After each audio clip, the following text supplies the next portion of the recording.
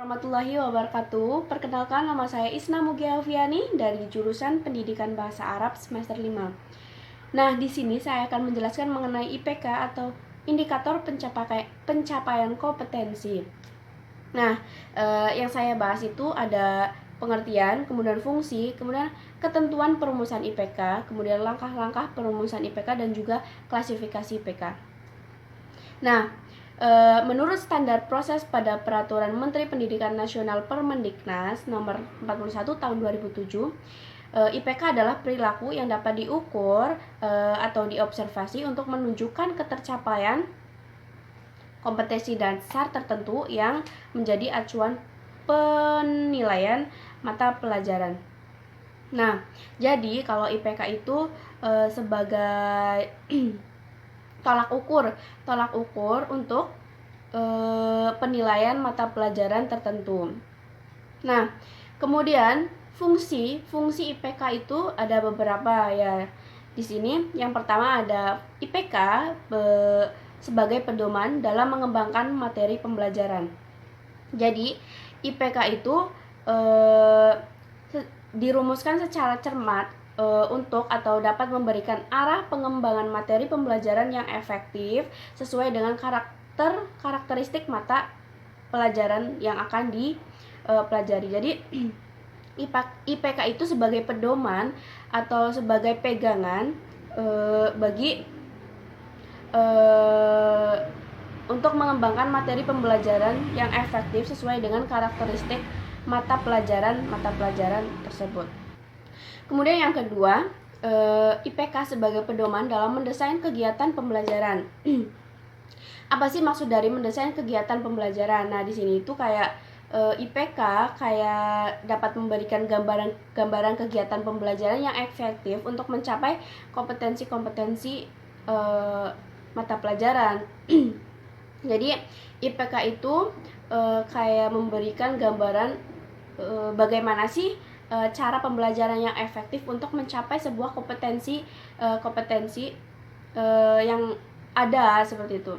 Kemudian yang ketiga itu ada IPK sebagai pedoman dalam mengembangkan bahan ajar. Jadi bahan ajar itu perlu kan dikembangkan oleh guru-guru untuk menunjang pencapaian kompetensi siswa seperti itu. Jadi di sini IPK juga sebagai pedoman dalam mengembangkan bahan ajar. Seperti itu. Kayak pemilihan bahan ajar yang efektif itu seperti apa, kemudian hal-hal yang sesuai tuntutan IPK sehingga dapat meningkatkan pencapaian kompetensi secara maksimal itu seperti apa. Kemudian ada yang keempat itu fungsinya IPK sebagai pedoman dalam merancang dan melaksanakan penilaian hasil belajar. Jadi, indikator menjadi pedoman dalam merancang, kemudian melaksanakan, serta mengevaluasi hasil belajar. Jadi, rancangan penilaian memberikan acuan dalam menentukan bentuk dan jenis penilaian, serta pengembangan indikator penilaian. Nah, di sini ada ketentuan perumusan indikator pencapaian kompetensi. Nah, yang pertama itu ada indikator dirumuskan dari KD. Kemudian yang kedua menggunakan kata kerja operasional atau KKO, kata kerja operasional yang dapat diukur. Jadi yang pertama itu kan ada indikator dirumuskan dari KD. Jadi di sini juga IPK mengacu pada KD seperti itu. Yang kedua menggunakan kata kerja operasional yang dapat diukur. Kemudian jadi kegiatan-kegiatan belajar yang dapat diukur seperti itu. Jadi kan KD-nya itu kalau KD 1, KD 2 itu kan kayak sifat seperti itu ya. Susah ya mungkin. Kemudian di sini ada ketentuan perumusan indikator pencapaian kompetensi. Yang pertama itu ada indikator dirumuskan dari KD. Nah, berarti kalau IPK itu masih ada sangkut pautnya dengan KD. Kayak KD-KD tersebut itu mencakup kayak IPK seperti itu, kayak pencapaian penilaian dari KD tersebut. Kemudian yang kedua, menggunakan kata kerja operasional yang dapat diukur. Jadi kayak KD3, KD4 seperti itu kan dapat diukur. Kalau KD12 kayaknya susah untuk diukur dalam bentuk kemampuan gitu. Jadi kalau menggunakan yang dimaksud menggunakan kata kerja operasional yang dapat diukur mungkin seperti pengetahuan, kemudian kayak keterampilan seperti itu. Jadi masuknya ke KD3 dan KD4. Kemudian yang ketiga itu ketentuan perumusan yang ketiga itu dirumuskan dalam kalimat yang simple, jelas dan mudah dipahami. Jadi ketentuan perumusan tersebut harus menggunakan kata yang simple, jelas dan dipahami. Pokoknya singkat, padat dan jelas seperti itu dan mudah dipahami. Kemudian yang keempat itu ada tidak menggunakan kata yang bermakna ganda. Jadi tidak ambigu kayak gitu ya, tidak jelas maksudnya kalau makna satu kata itu ya harus bermakna kata itu tidak mengandung makna-makna ganda seperti itu. Kemudian yang kelima itu hanya mengandung satu tindakan. Kemudian yang keenam itu ada memperhatikan karakteristik mata pelajaran, kemudian potensi dan kebutuhan peserta didik, ada sekolah, masyarakat, baik di lingkungan maupun di masyarakat, pokoknya di lingkungan semuanya. Nah, kemudian di sini ada jenis-jenis indikator pencapaian kompetensi. Nah, di sini indikator pencapaian kompetensi itu dikategorikan menjadi 3, yaitu IPK kunci, kemudian ada IPK pendukung, dan juga IPK pengayaan. Nah, apa sih indikator kunci itu? Jadi indikator kunci adalah indikator yang sangat memenuhi kriteria UKRK. UKRA itu apa sih?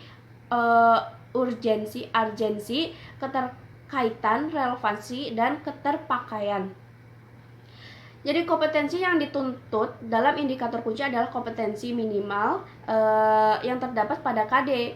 Indikator kunci juga harus memiliki sasaran untuk mengukur ketercapaian standar minimal dari KD. Kemudian yang kedua itu ada indikator pendukung ya. Indikator pendukung itu bertujuan untuk membantu peserta didik memahami indikator kunci. Jadi, indikator pendukung itu disebut juga dengan indikator prasyarat, yang berarti kompetensi yang sebelumnya telah dipelajari peserta didik. Kemudian, ada yang ketiga, yaitu indikator pengayaan.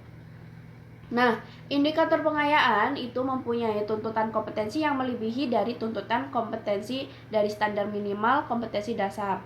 Jadi, indikator ini itu tidak selalu harus ada. Jadi, indikator pengayaan itu tidak selamanya ada dan tidak memaksakan ada.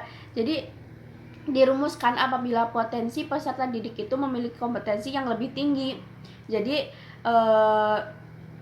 indikator pengayaan itu ada ketika peserta didik itu memiliki kompetensi-kompetensi yang lebih tinggi dan perlu peningkatan yang baik dan harus memenuhi standar minimal KD.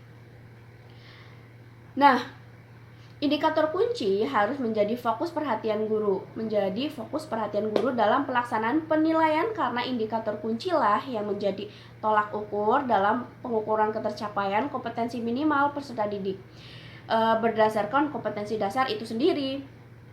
Kemudian dengan kata lain indikator kunci itu kayak lebih fokusnya itu ke gurunya seperti itu. Nah, yang saya kotaki hitam ini adalah rincian uraian kemampuan dasar 3 dan kemampuan dasar 4 mata pelajaran bahasa Arab MTS kelas 9 semester genap kurikulum 2013 KMA nomor 183 tahun 2019. Nah, di sini ada 3.11 yaitu berbunyi memahami fungsi sosial struktur teks dan unsur kebahasaan seperti bunyi, kata, dan makna dari teks sederhana yang berkaitan dengan tema Al-Hifadzu 'alal Bi'ah yang melibatkan tindak tutur pernyataan perbandingan dengan memperhatikan unsur gramatikal. Nah, kemudian di poin 3.12 itu menyebutkan bahwa menganalisis gagasan dari teks sederhana yang berkaitan dengan tema al-hifadzu 'alal bi'ah dengan memperhatikan bentuk makna dan fungsi dari susunan gramatikalnya. Kemudian di sini ada kemampuan dasar 4. Di sini ada poin 4.11 itu menyebutkan bahwa mendemonstrasikan yang melibatkan tidak tutur pernyataan perbandingan dengan memperhatikan susunan gramatikal, baik secara lisan maupun tulisan. Kemudian di poin 4.12 menyajikan hasil analisis gagasan dari teks sederhana yang berkaitan dengan tema al-hifadzu 'alal bi'ah dengan memperhatikan bentuk, makna, dan fungsi dari susunan gramatikalnya. Nah, demikian penjelasan dari saya. Kurang lebihnya mohon maaf. Assalamualaikum warahmatullahi wabarakatuh.